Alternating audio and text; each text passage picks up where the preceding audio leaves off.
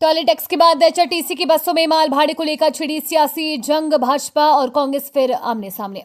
हिमाचल प्रदेश की वर्तमान सुखविंदर सिंह सुक्खू सरकार के बाद एक निर्णय खुद सरकार के लिए सिर दर्द बनते जा रहे हैं। अभी टॉयलेट टैक्स का मामला पूरी तरह से खत्म ही नहीं हुआ था कि बीते 15 अक्टूबर को एचआरटीसी की ओर से जारी की गई सूचना सरकार के लिए आफत बन गई है।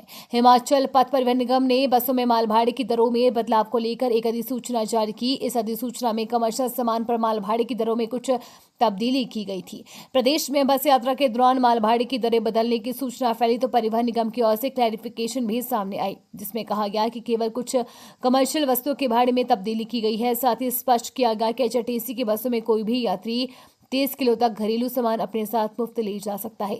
पूरे मामले पर निगम की क्लैरिफिकेशन आने के बाद मामला शांत होता है। इससे पहले मामले ने सियासी तूल पकड़ लिया और विपक्ष में बैठी भाजपा को बैठे बिठाए सरकार को घेरने का एक और मौका मिल गया। देखिए, ये गलत प्रचार हो रहा है। इसको लेके एचआरटीसी प्रबंधन ने अपना नोटिफिकेशन भेजा है, क्लैरिफिकेशन भेजी है कि ये बिल्कुल गलत है। ऐसी कोई भी चेंजेस नहीं हुई है। आप ये समझें कि जो भी यात्री जाता है, एचआरटीसी की सेवा लेता है, 30 किलो जो है अपने साथ फ्री में ले जा सकता है। उसका घरेलू सामान है या कोई भी उसका बिलोंगिंग्स है, 30 किलो तक फ्री है। लेकिन जो कमर्शियल्स हैं, अगर कोई कमर्शियल चीज़ें ट्रांसपोर्ट में अपने साथ ले जाता है, उसमें थोड़ी बहुत चेंजेस की है।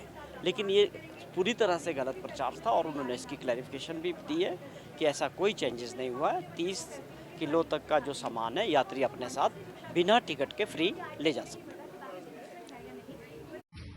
एक और घोषणा की है जिसके तहत अब प्रदेशवासियों को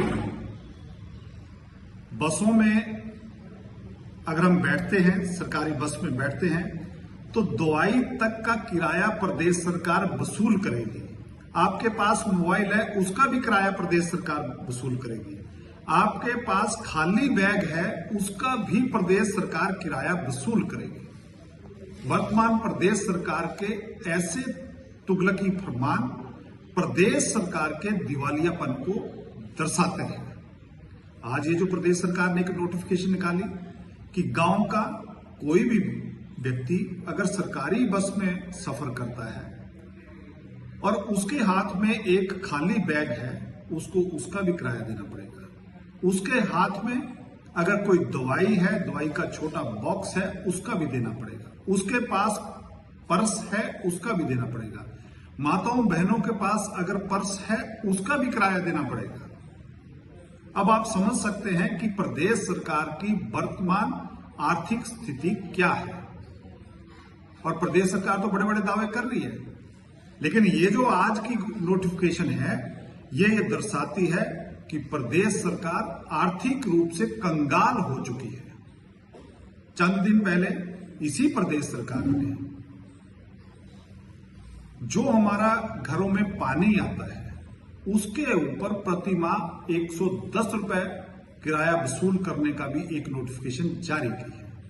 अब प्रदेश सरकार को केवल हवा पे टैक्स, ये जो हम ऑक्सीजन लेते हैं, ये उसके ऊपर टैक्स कभी कभी लगा सकते हैं, ऐसी इनकी सोच लगती है।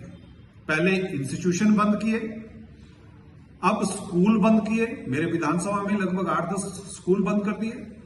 अब स्कूल बंद करने के बाद साया दूसरा, इनका प्रत्येक व्यक्ति को कैसे प्रताड़ित किया जाए, उस दिशा में ये आगे बढ़ रहे हैं। यही कारण है कि आज की जो नोटिफिकेशन है, ये प्रदेश सरकार के वर्तमान दिवालियापन को दर्शाती है।